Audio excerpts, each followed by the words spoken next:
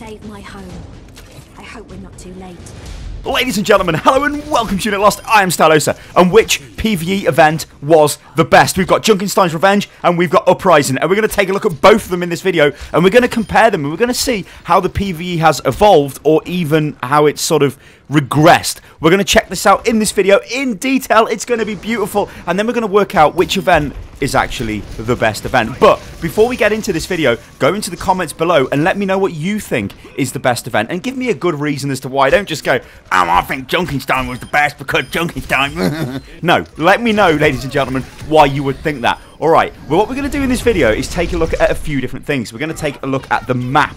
We're going to take a look at the enemies. We're going to take a look at the heroes involved, the flow of the narrative, the boss battles, and the replayability of the event.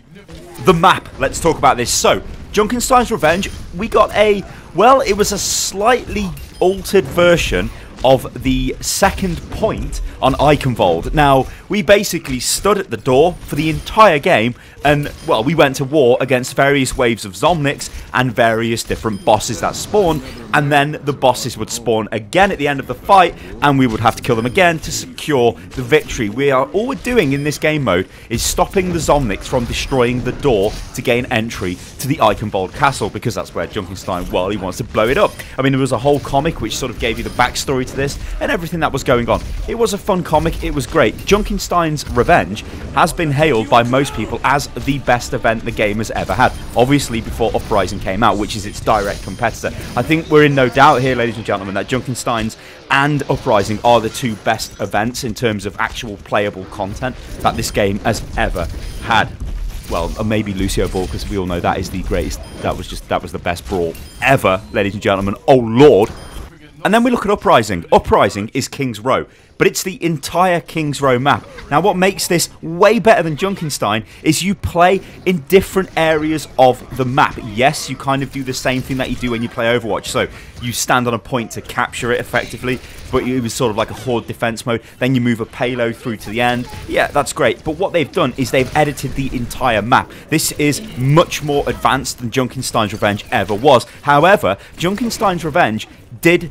well, it was fit for purpose, right? It did the job, and it did the job quite well. But I think I'm going to have to give the map straight to Uprising, because it feels so much more involving. It feels so much more...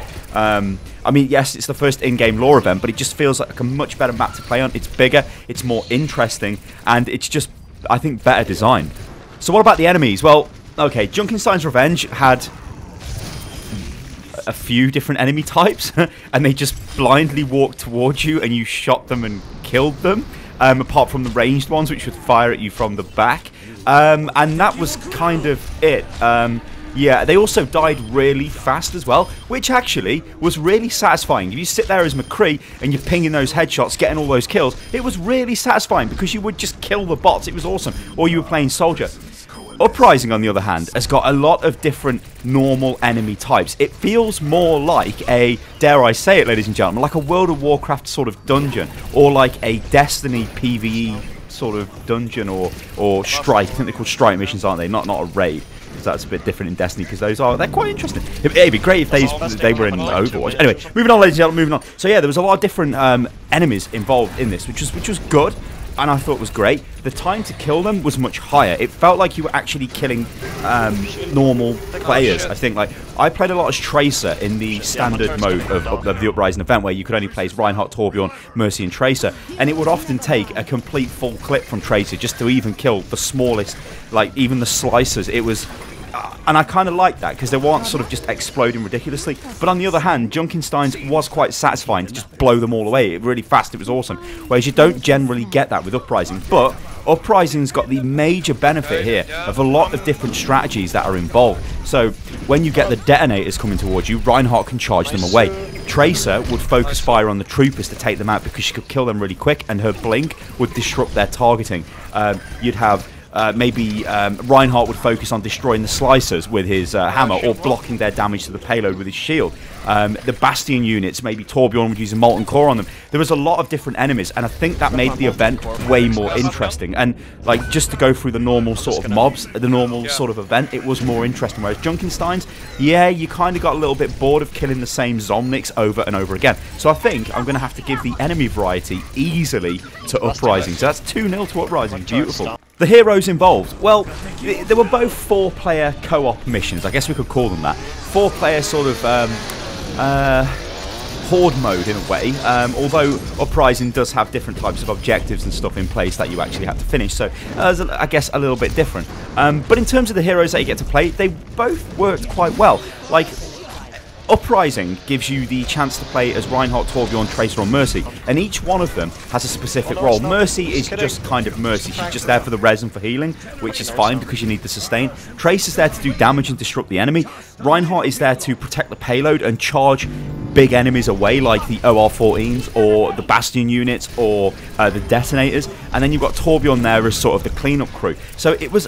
There was a good use, a good variety of heroes there. And then if you look at Junkenstein's Revenge, you've got Soldier, which is fine. You've got Anna, which was fine. You've got Hanzo, and you've got McCree. So it was much more heavily skewed to just straight up damage dealing. There weren't any tanks involved in that. So if you were a tank player, you might have been a little bit let down. Whereas Uprising does have a little bit more variety there. Also, Uprising, I'm talking about the standard mode right now as well, guys, where you can only play set heroes. That mode, you all look the same. So you all kind of look like you were part of the crew, in a way, which I think is quite nice. I know it's an in-game lore event and all that stuff, but yeah, I thought that was quite a nice little touch, even if you didn't have the skin, because I was a bit worried, like, is he going to put me into the event without the skin? It would be silly, because it's 7 years ago, everybody should have the skin, and they did do that, so that was awesome. But yeah, in terms of, like, the heroes involved, I think honestly, it's a draw there. You can't really say one is better than the other. You can in a different way, but we'll get onto that a bit later on in the video. But yeah, I think that's pretty much a draw. Flow of the narrative now. This is the way the story is delivered during the PVE event.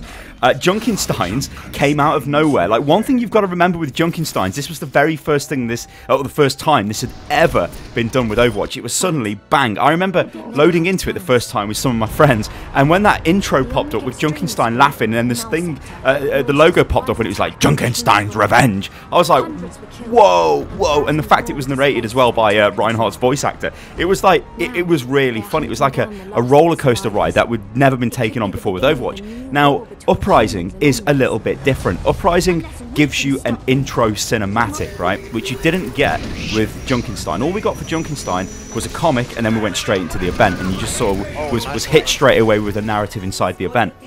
Uprising, on the other hand, gives you the comic, which was great, gives you an intro into the whole thing which is going on in King's Row, so it just builds the story a little bit better. But once you're in there on the mission, well, it's a little bit underwhelming to me. You got a couple of voice prompts from Commander Morrison, Gabriel Reyes, and Amari, or Anna Amari, and that's kind of all you got. I mean, there is little bits of conversation between the heroes, which I think is actually quite cute that they've done that, and actually the more that you complete the event, the more of these conversations that unlock.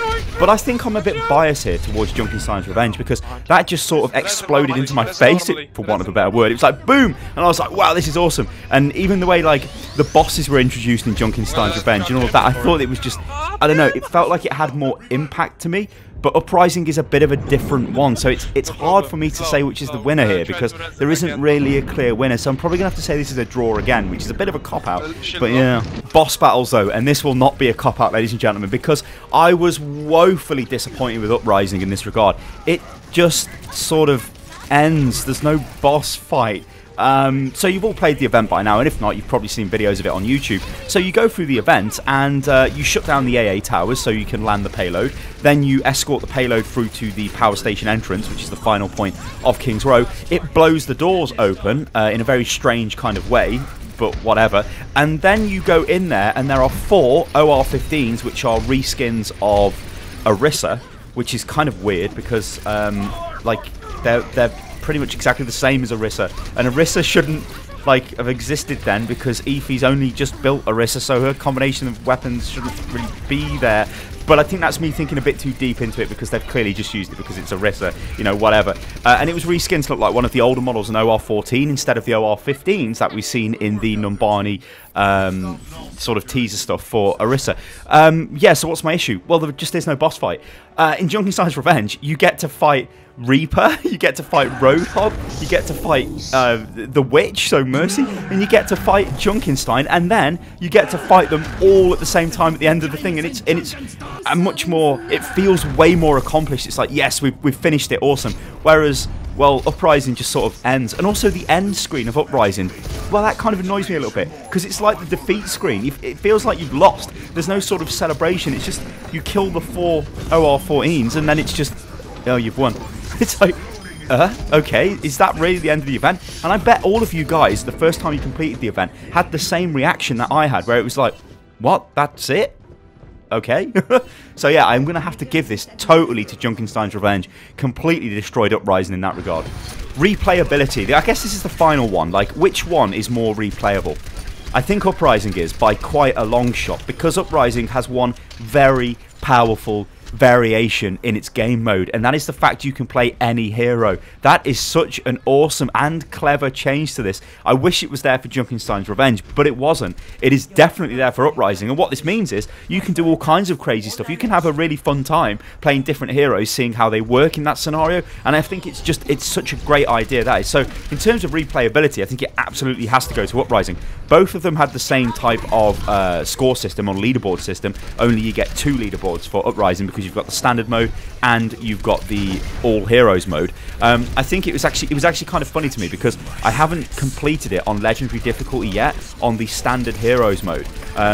All heroes, I've got to be honest, is a bit easy, because you can cheese it in certain ways with like bastion units and things like that. So to actually do it in the pure mode, that interests me more, because it's way more difficult, especially for the tracer player. It's like you have to like have drank 5 cans of like Monster Energy just to even, or Red Bull or whatever energy drink you like, ladies and gentlemen, to even like be able to run through the event. It's just crazy. So I think replayability, I'm going to have to totally give that to Uprising. So yeah, I think that pretty much brings us to the end of the video, guys. I think Uprising is generally the better PvE event. Junkenstein, though, had some very strong points to it. And some things with Uprising kind of make me feel like it was rushed a little bit. Like the fact there's no boss fight.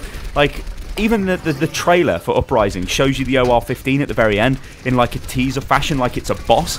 You know, it was almost like a World of Warcraft-esque sort of intro for a patch where Illidan turns around like, ugh! And it's like, oh, who's this guy? He must be the boss. Well, I thought that with the OR15 at the end, or 14. But it wasn't. It was just 4 of them, and they were just Orisa with a lot of health. And it was like, why, Blizzard? They should have made like a massive one and given it different abilities. It would have been fun if they did that. But obviously, maybe they ran out of time, and it was like, oh, that'll be it. That's fine. And yeah. So guys, let me know what you think about this in the comments below. Both of these events have got their pros and their cons. I think what we're seeing is it's a different approach with Uprising. Uprising is trying to tell us a story and allowing us to play through that story, which is great. Junkenstein's Revenge is just a one-off sort of event thing, which also had its merits and was also really fun to play.